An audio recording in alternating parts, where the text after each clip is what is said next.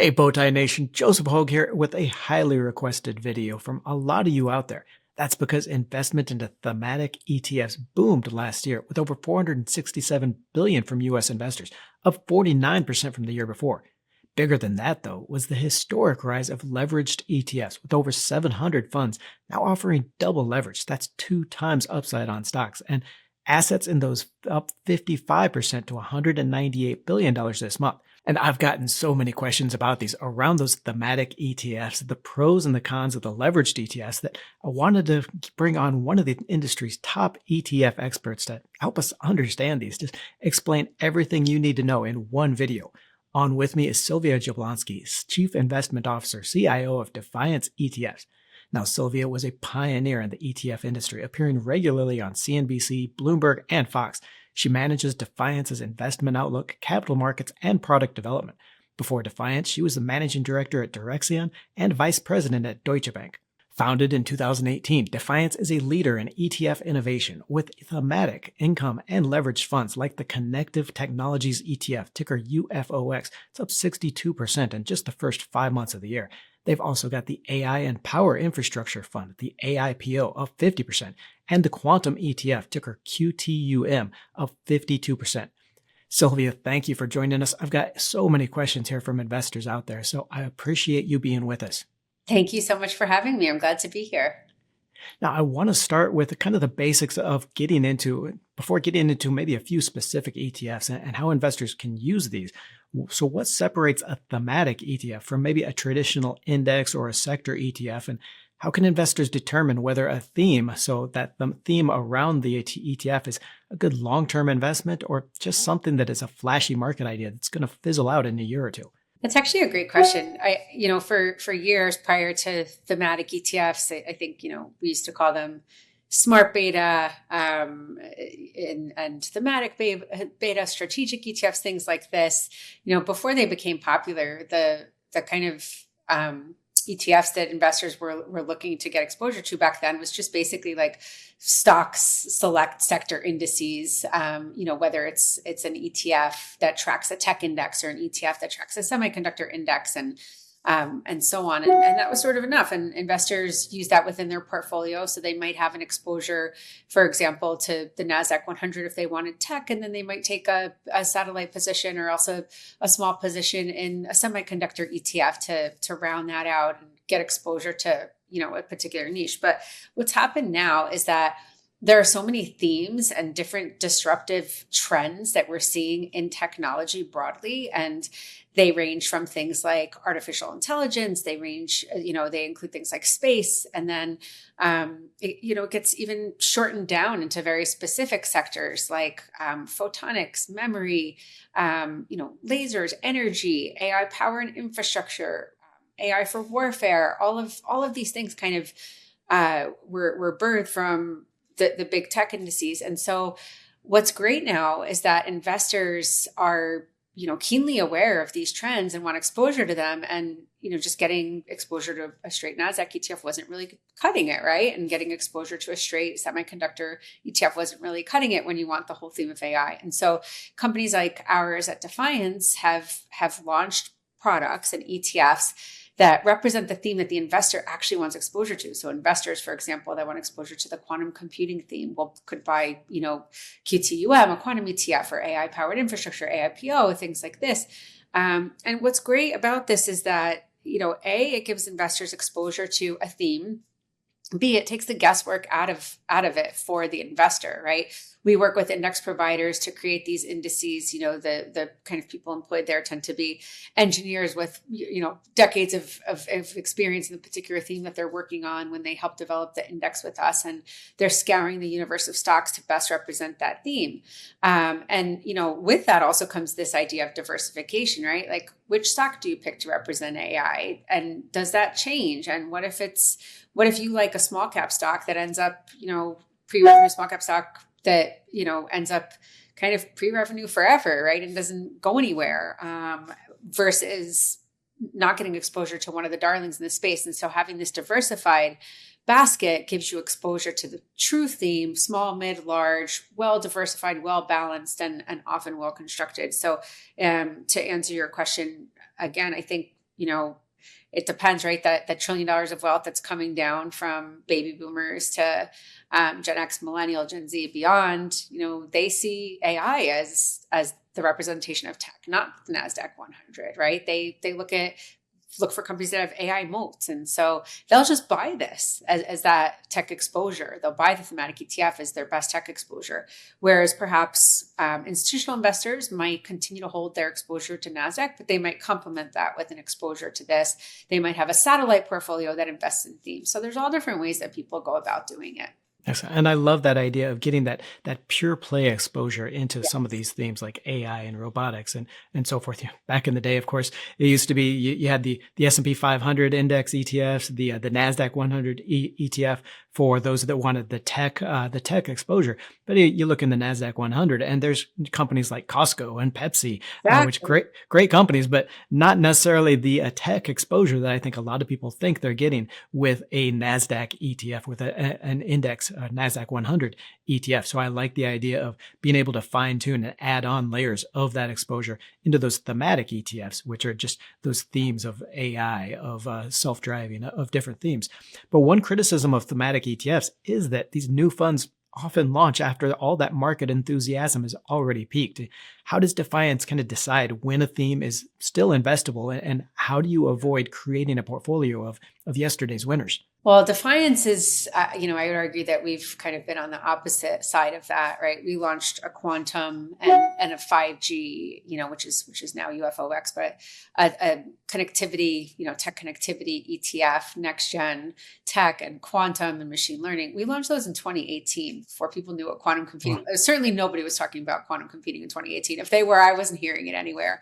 And actually most people weren't talking about AI until the Chat GPT moment. And so you can kind of see the change in our asset growth, right? So back then, these were ETFs that had a couple $100 million in them. Now, quantum is $6 billion ETF plus. AIPO is over $1 billion. And so we actually are, I would say, ahead of the curve in terms of trying to get products to market ahead of the theme.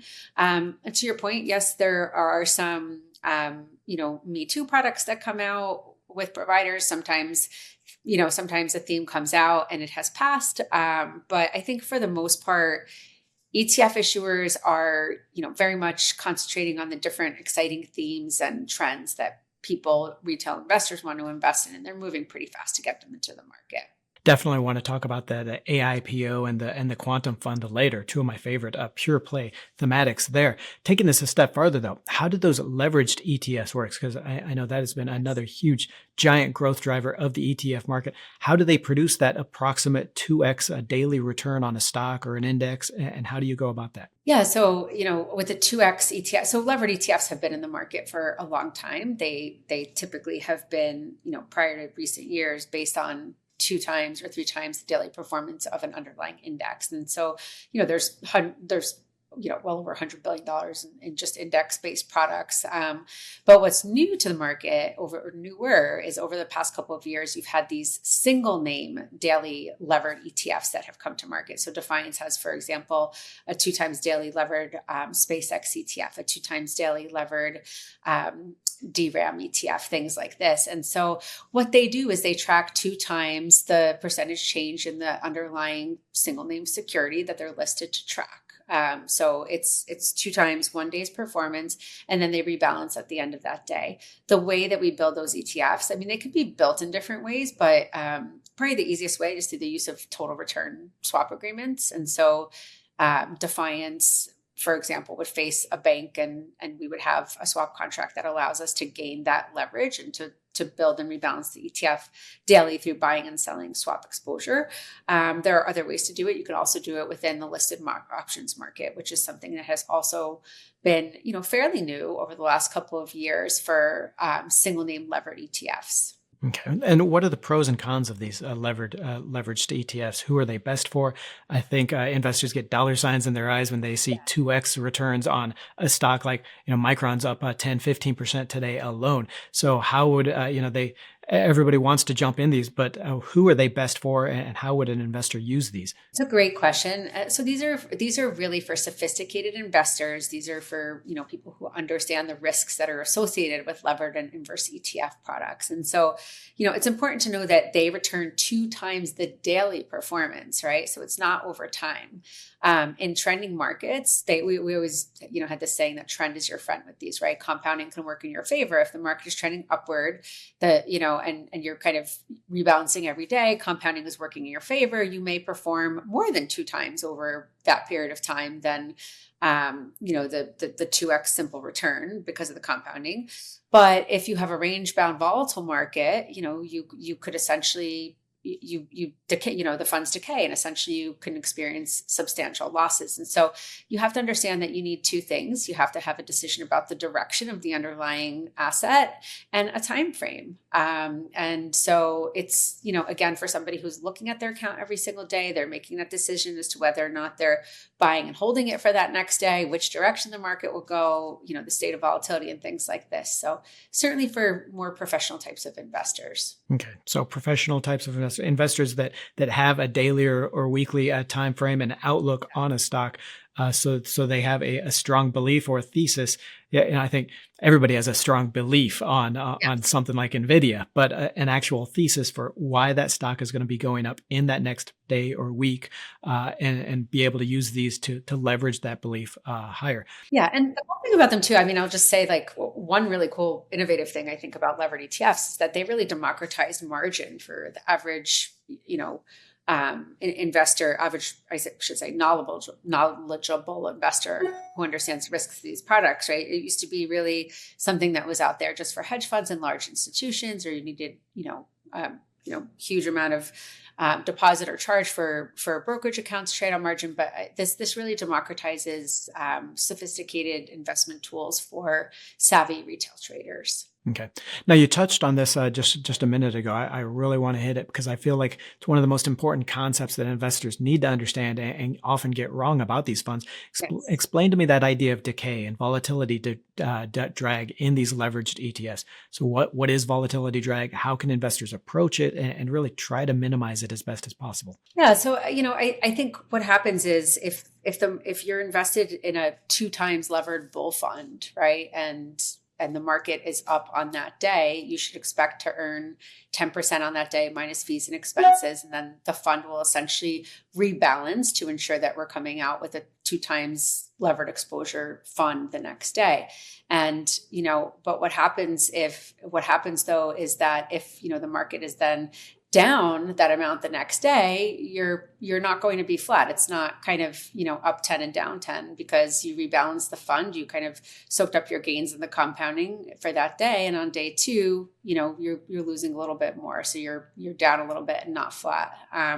So it's, and same with the 3 times levered ETF, right? Like say it was up 5% on day 1, you're up 15%, but now you've rebalanced the fund. If it's down 5% on day 2, you're down, 17 and a quarter or so. So you're not at zero, you're down a little more than 2%. So it's just important to note that, the volatility leads to a decay of your gains. Whereas a trend allows the compounding to work in your favor, where you can kind of like outperform the index over a period of time. Okay. So definitely living up to their name, right? Leveraged. You can be leveraged on the upside, outperforming the stock or the index's returns, but also on the downside, it's going to leverage your downside. Plus, you're going to have to go get up a little bit more just to get it back to where it was. Right. Are there any other misconceptions you feel are widely held about these leveraged funds that investors really need to understand? No, I do think that education about levered ETFs has been really good over the last 5 years, if not more, over the last decade or so. So what I would just say to investors is before you invest in these, you can look on your brokerage account, you can look at the ETF provider's website, every single one of them will explain to you that, you kind of have to actively monitor their portfolios, don't use leverage if you're not comfortable with this risk and understand your exposure and what they look like over time. So I think the education out there is really good.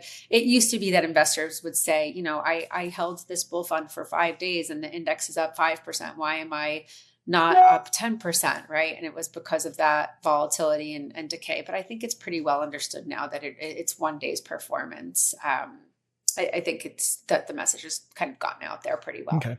So just one day, very, very targeted investing tool is what I'm hearing, really. Yes. So moving on to those individual ETFs, because I've got 4 ETFs that I really wanted to talk to you about and get some ideas here. I know SpaceX had an historic IPO, but has since come back down a little bit. Shares are potentially volatile around those segments, especially into maybe the August earnings. You've got Starlink, Defense, Elon's midnight tweets whenever those happen. Yeah. What's the investment case around something like, I know you've got a 2x long SPCX, that's a ticker SPCU. And how does that fund work? Yeah. So what we're doing is, what was really pretty cool at Defiance is that we were able to launch a 2x levered space ETF on the IPO day. And that was ticker SPCL. And we were able to get the shares at the IPO price. So we were the only 2x ETF out there for the first day anyway. And so we also have SPU, which is, so it's a 2 times daily levered SpaceX ETF, and SPCQ is its opposite. So it's the 2x daily bear SpaceX ETF. And what they do is just what we've been talking about. They give you 2 times the daily percentage return of the SpaceX stock. And so, investors are looking for access to SpaceX. Some of them are going to buy SpaceX. Some are going to buy a thematic ETF that has SpaceX to get more of an exposure profile to the theme. And then some are going to trade, some of the traders we talked about before that are looking to amplify their exposure to a theme that they have really high conviction in for the short term. And that's where these come into play. In the SpaceX IPO, I should say, it felt like a once in a lifetime, momentous generational event for me anyway. It just felt like it was something that everybody wanted a piece of. And, whether I was in the gym in my building before the workday and people were chatting about it, or the biggest hedge funds, it was a really exciting time. And so we've seen a lot of flow into that ETF.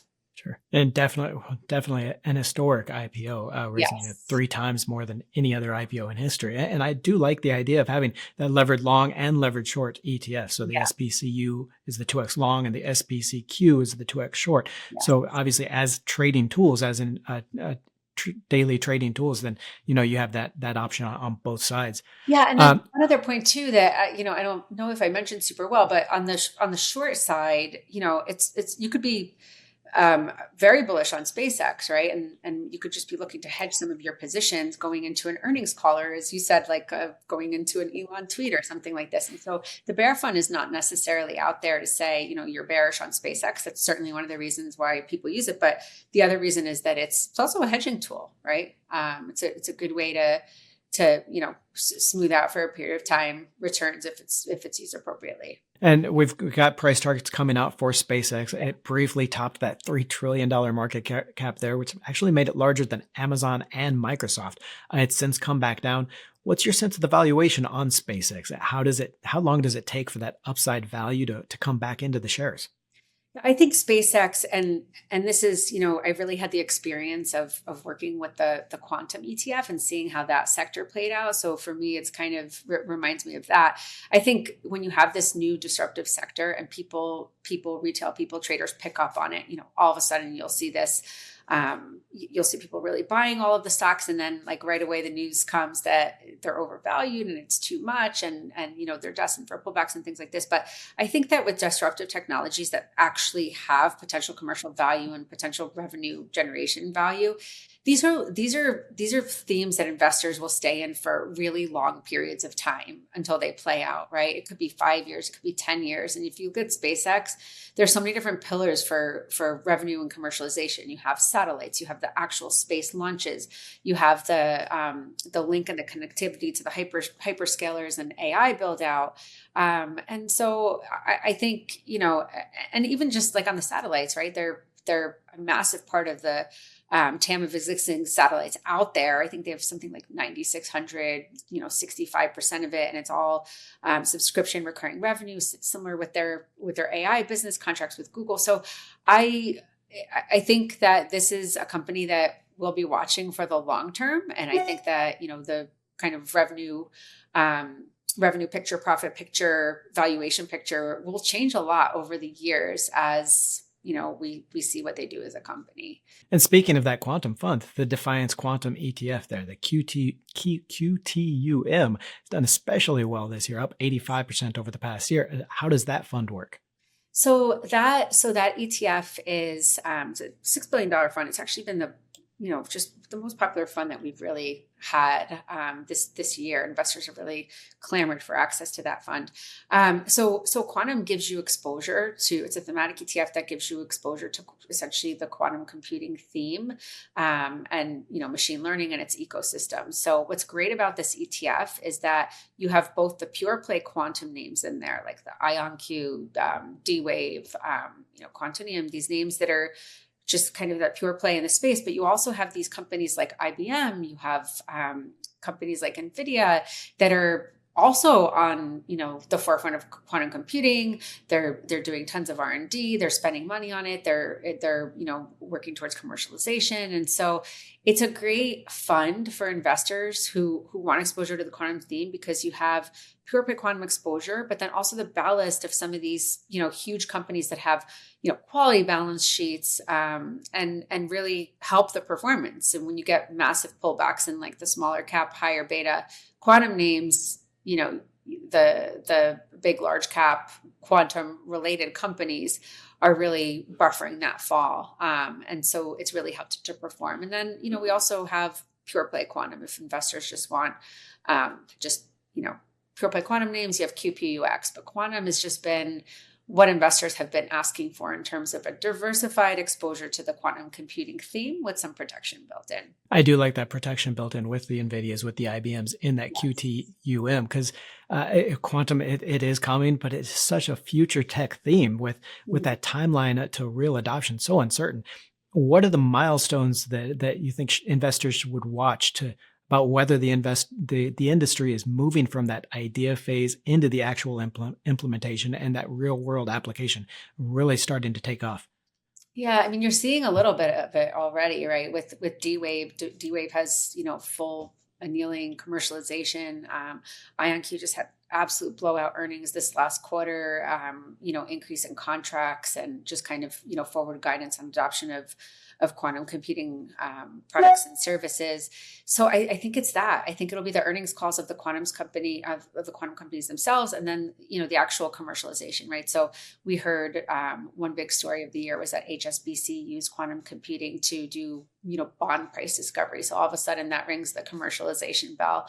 We think that quantum computing will play a huge role in pharmaceutical research, pharmaceutical drug sales, data, things like this. We think it'll play a huge role in, machine learning, moving data. If you kind of think about what it is, it allows supercomputer to run parallel things at the same time. And so it'll just be that. I think it'll be some of those stories coming into the marketplace. The other thing is there's just massive amounts of government investment in the space as well. So, you kind of see the global race to invest in quantum. And as that grows, I think it also gives some legitimacy to the sector and to the theme. But yeah, I mean, I think the fact that some of these companies are now like their revenue numbers are changing, their contracts are changing, you're starting to see it play out. So watching those earnings, watching the revenue growth and really the backlog of orders, as well as really the big deal here is that commercialization and companies actually using quantum. Now, one of my favorite themes here in the Defiance Fund, the AI and Power Infrastructure AIPO is up 63% over the last year. Tell us a little bit about that one and how it's looking at the bottlenecks within AI. Yeah, so that's just it. There are bottlenecks now in AI. At first, it was all about NVIDIA and the chips. And now we realize that we actually have to move data. We need to power AI. And so this gives you exposure to AI power infrastructure. It's those, decentralized energy solutions. It's the utilities, the construction, the AI enabling technologies. It is also the chips. It's also the utilities. And so it's just been a great ETF because I think for, you hear people saying like picks and shovels and, what is if you were too late to the chips trade and the semiconductor trade, well, this is certainly where that puck is going because now, we hear so much about, memory shortages and lasers and photonics and, energy and the kind of like lack of current capacity and take up of electricity that's happening with AI. And so this ETF really represents that theme super well. And it's just under $1 billion. Actually, it's also one of the fastest growing ETFs that we've ever seen at Defiance. So you can see investors that were wanting to get into the AI trade. This is where they went next. I want to thank our guest, Defiance CIO Sylvia Jablonski, for her insight into those thematic and the leveraged ETFs, how to use them. Check out those individual ETFs with the link I'll leave in the description below there. That's the Defiance 2x long SPCX, the ticker SPCU, giving you 2x leverage on SpaceX shares, the QTUM ETF, ticker QTUM, and the AI and Power Infrastructure Fund, ticker AIPO. Check out that full list of Defiance ETFs at defianceetfs.com or with the link I'll leave in the description. And don't forget to join the Let's Talk Money community by tapping that subscribe button and clicking the bell notification.